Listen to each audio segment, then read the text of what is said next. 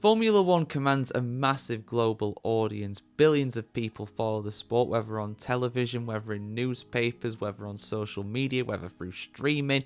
There's a lot of ways to keep up to date with Formula One, but something that a relatively small percentage of people actually do is go and attend a Grand Prix weekend, which admittedly is not the cheapest thing to do. And even if you live relatively close to a circuit or you're in the same country as a circuit, such as a lot of British people being in the same country as the British Grand Prix, it ain't the cheapest to attend. Personally, for me, I don't think I could afford going to the British Grand Prix as a fan. It's a very expensive thing to do, which is one of the big negatives when it comes to that. But why should you attend a Grand Prix? What are the positives to going and seeing Formula One in person? Now, as someone who has been to 5 Grand Prix and 4 different circuits around the world, I want to give my take on this. But let's just go down the actual basics of this first. What actually happens during a Grand Prix weekend, and why should you attend this in person?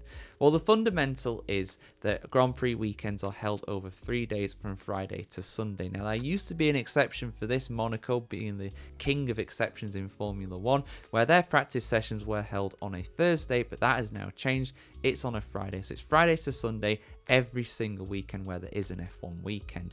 Now, the sessions that take place do vary quite a bit depending on whether it's a sprint weekend or a non-sprint weekend. For the regular weekends, for 18 out of the 24 race weekends, you've got 2 practice sessions that take place on Friday, as well as another 3rd practice session that takes place on Saturday morning. Again, this is a generalization because sometimes, depending on the circuit, you might have night races, you might have dusk races that are taking place in the evening, such as Abu Dhabi, but the majority of Formula One races still take place during the day, where the races happen on a Sunday afternoon. But just speaking about that as well, qualifying takes place on Saturday afternoon for most circuits. Now, for sprint weekends, it is slightly different. There is one free practice session which takes place on a Friday morning.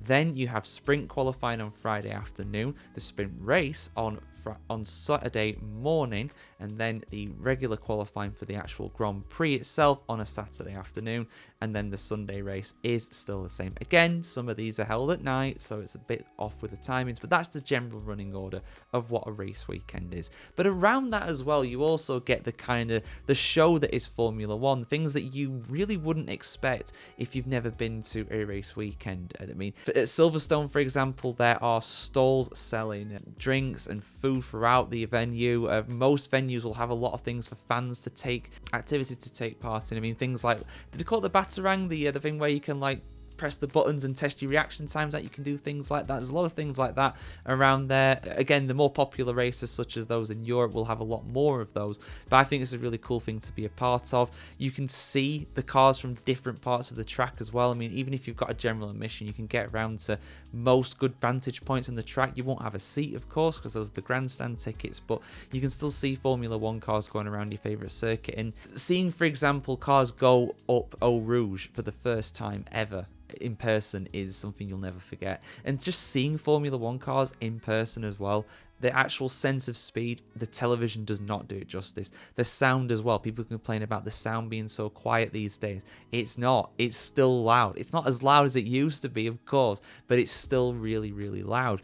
So going to the races does give you a completely different appreciation, really, when it comes to that. And I really, really highly recommend you do it as just even if it's just a one-off. I mean, it's not the most expensive thing to do. You know, you could treat it as a holiday. If you go to, I don't know, Hungary is one of the cheapest places to go to when it comes to F1 races. Budapest is not a particularly expensive city either. You can get to and from the race pretty easily. You kind of double it up as a sightseeing tour of the city and also a break where you get to go to see Formula One as well. If you do it like that, then it's like, well, even if you didn't like the experience of Formula One that much, you still get a holiday out of it. So I really recommend that people do it. If you have the time, the money to be able to do it, I do recommend that. It's not the cheapest thing to do. Like I said, there are some races that are very expensive to go to, things like Miami and Las Vegas in the US.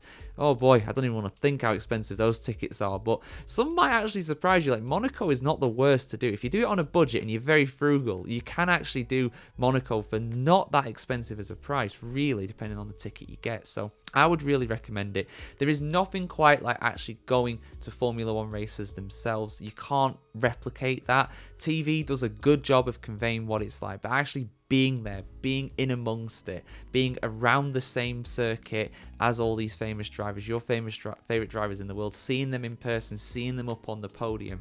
That is something that you'll never forget, and the overall fan experience is fantastic. I personally have not had a negative experience when it comes to going and attending Formula One. Every single time I felt very welcome. I've met people, we've had great conversations, because you know what it's like going to a football game.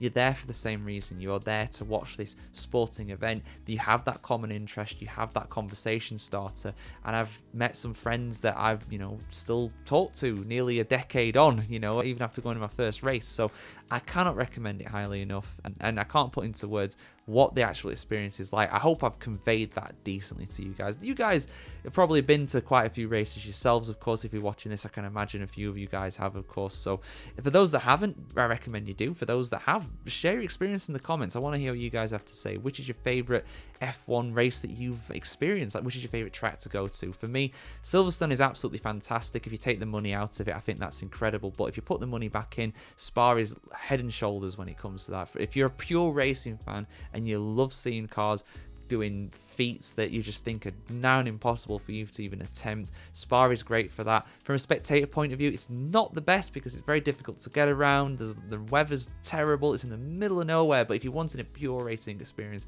I can't recommend Spa enough. But if you wanted a cheap and cheerful trip away to go and watch the F1 with a great city to do as well, Hungary. Go to Hungary. Hungary's the cheapest ticket on the calendar, I think. It's not expensive for flights. Accommodation isn't expensive.